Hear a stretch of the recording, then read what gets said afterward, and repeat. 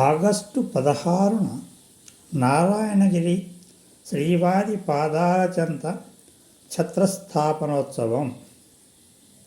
ఈ సందర్భంగా శ్రీవారి పాదాలకు తిరుమంజనం నిర్వహించి ప్రత్యేకంగా అలంకరించిన గొడుగును ప్రతిష్ఠించి పూజా కార్యక్రమాలు నిర్వహిస్తారు. ఏడాదికోసారి ఈ ఉత్సవం నిర్వహించడం ఆనవాయితీగా వస్తుంది.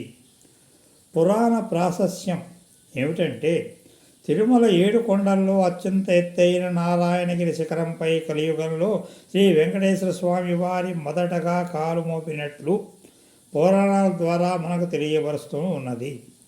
ఈ సందర్భాన్ని పురస్కరించుకొని ప్రతి ఏటా శ్రావణ శుద్ధ ద్వాదశి నాడు ఛత్రస్థాపనోత్సవం నిర్వహిస్తున్నట్లుగా దేవాలయ వారు తెలియబరుస్తూ ఉన్నారు. ఈ ఉత్సవానికి మరో నమ్మకం కూడా ఉంది. సాధారణంగా ఈ కాలంలో గాలులు ఎక్కువగా వీస్తూ ఉంటాయి.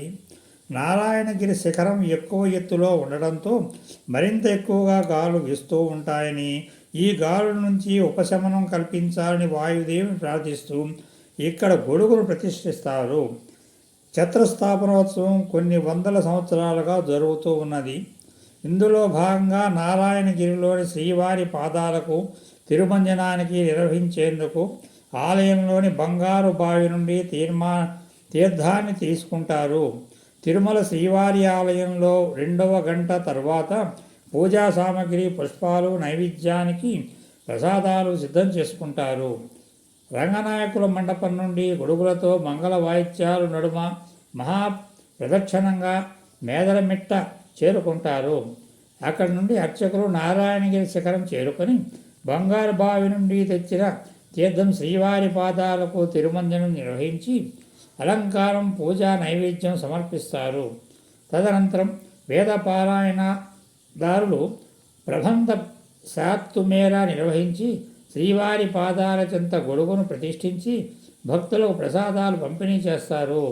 ఈ విధంగా మనకి టీటీడీ ముఖ్య ప్రజా సంబంధాల అధికారి మనకి తెలియపరిచారు.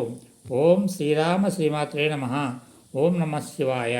ఇది తెలియపరిచిన వారు మల్లాప్రడ రామకృష్ణ, ప్రాంజలి ప్రభ.